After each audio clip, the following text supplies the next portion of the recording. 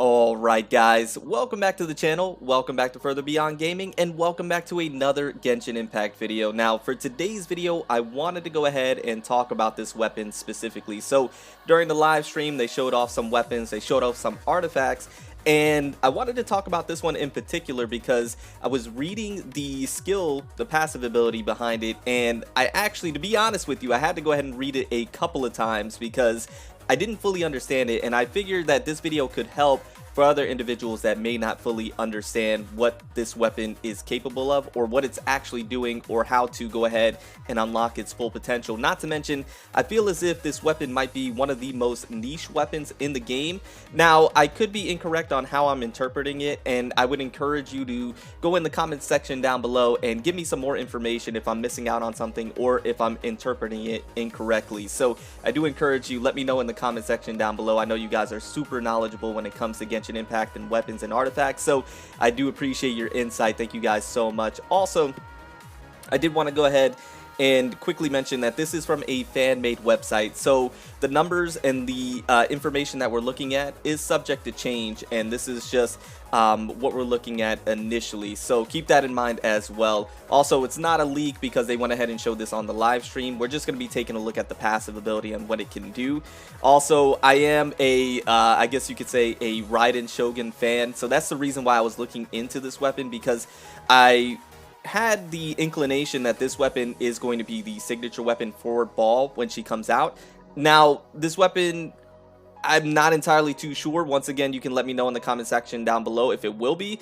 It's just the aesthetics and the design of it looks perfect. Not to mention, when you look at the trailer that they dropped for Ball, at least when they showed her, I know I'm cutting it off a little bit, I do apologize, but that weapon looks eerily similar to the Mistsplitter right here. So it leads me to believe that this is the signature weapon or best in slot for Ball when she drops, but I'm not entirely too sure, and once again, that can change as well. They can come out with a brand new weapon, but it looks very similar to this one right here, so that's what I'm going to go with. Once again, if you know more information, let me know in the comments comment section down below. Also, a massive shout out to Cameo in the Discord, who gave me some more insight. We were going back and forth talking about this yesterday, so a massive shout out to you, Cameo, a good friend and great supporter of the channel, so absolutely fantastic. So let's go ahead and actually talk about this weapon, and if you enjoyed today's video, drop a like, subscribe if you're new. We're on our way to 30K. I appreciate each and every one of you, and yeah, thank you so much for the support. So let's go ahead and talk about this weapon. First and foremost,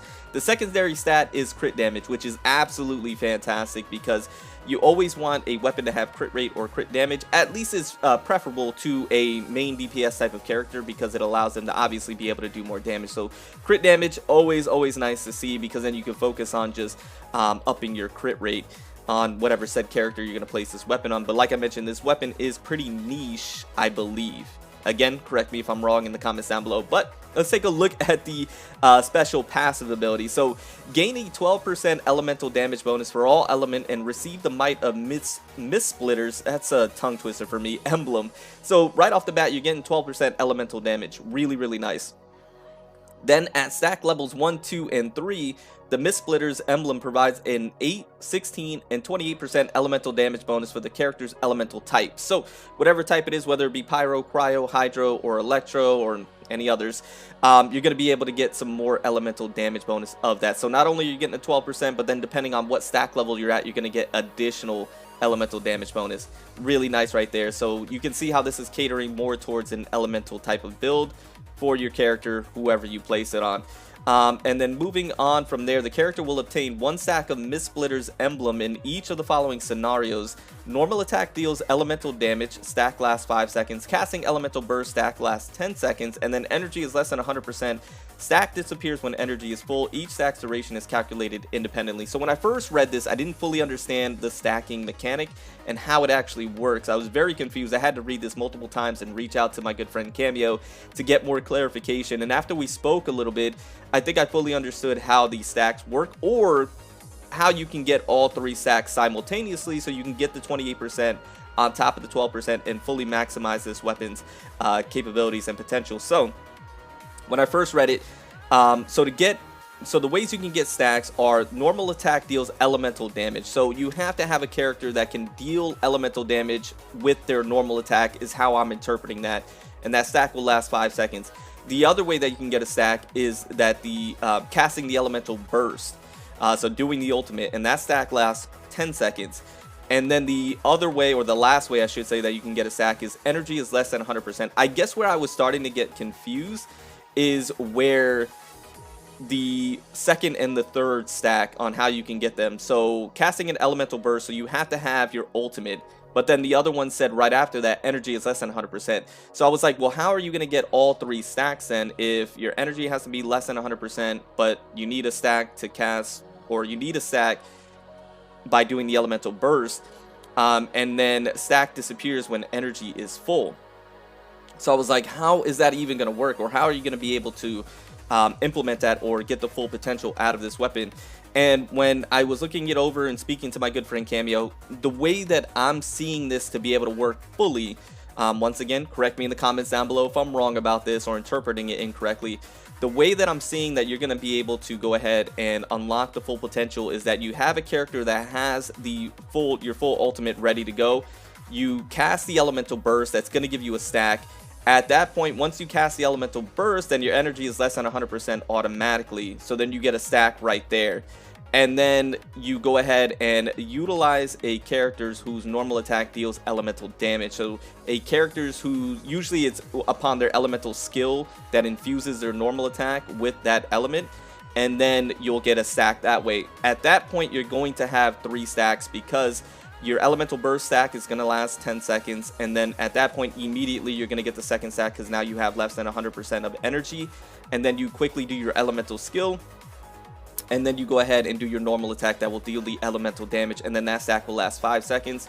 And so you should theoretically have all 3 stacks taking full advantage of the 28% elemental damage bonus for the stacks that you have.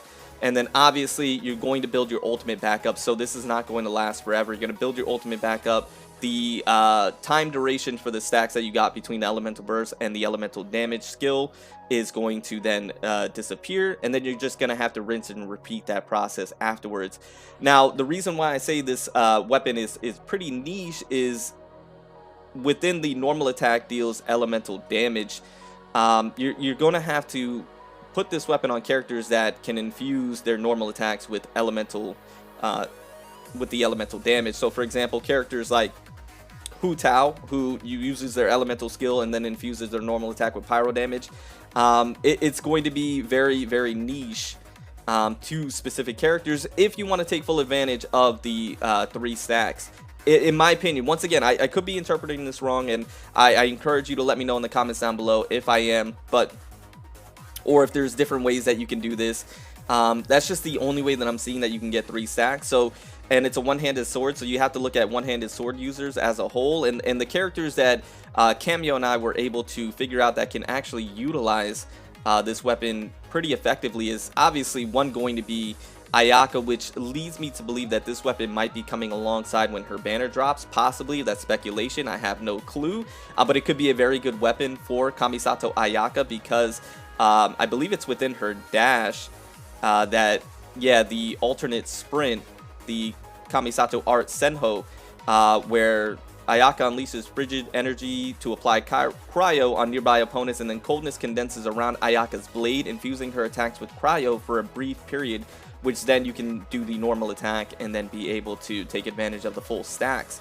The other character I was thinking of and Cameo mentioned as well is Keqing. Keqing could be a character that can utilize this as well. And then another character, maybe to a lesser degree, would be Kazuha. Kazuha could probably utilize this to a lesser degree.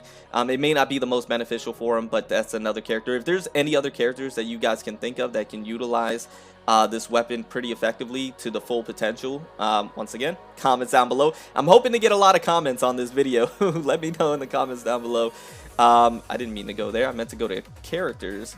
Massive shout out to Honey Hunter World, by the way, for all this information. I will leave a link to their website down in the description down below. But I'm taking a look at the other one-handed sword users. I'm not sure who else can utilize this pretty effectively. So maybe Bennett, if you have him C6, can utilize this. I'm looking, and I'm not entirely too sure. But like I mentioned, you guys are super knowledgeable, so let me know.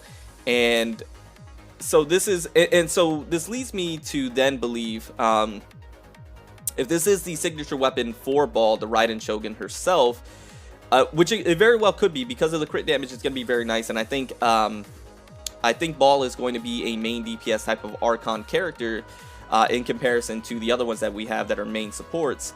I think that if this weapon is best in slot for her, then her elemental skill is going to be one that may infuse her normal attacks with Electro, which will be really nice. And I think she's going to be very centered around her ultimate, which is probably going to be doing massive amount of damage, and also going to be infused with Electro, and she's probably going to have like high energy recharge. That's what I'm leaning towards. I have no clue though, but I would love to get your guys' opinion down down in the comments below. But once again, this is just from a fan-made website, so take everything with a grain of salt. Nothing's confirmed or, you know, set in stone here, as well as the percentages on the damage. That's not set in stone. Everything is still up in the air until it officially releases, which hopefully that does happen here soon. But like I mentioned, it looks eerily similar to this weapon right here. As you can see, it has the very same aesthetics, in my opinion, as you can see right there. But once again, just wanted to throw that out there. Since I was confused on it, and I'm not the most knowledgeable guy, but since I was confused, I thought maybe some of you guys might have been confused as well, and hopefully this video helped. That's all I wanted to do. Is if you were confused by the sacks like I was, or confused by what the weapon actually does, or how to get the full potential out of it, I wanted to just provide this video to give you guys that information and hopefully help you guys better understand this weapon. And once again, I could be interpreting it incorrectly or not understanding it fully, so if you guys have more insight, let me know. And then also, if you guys want to discuss this further in detail, I encourage you join the Discord. A link is in the description down below, where you can discuss Genshin with like-minded people, talk about the lore, meet up for co-op, yeah. And all sorts of stuff. Anyways, I'm gonna go ahead and get out of here. Remember to stand out, be different, have fun, go further beyond in everything that you do, and I hope you guys have an absolutely fantastic day. I'll see you guys in the next one. And yeah, bye guys.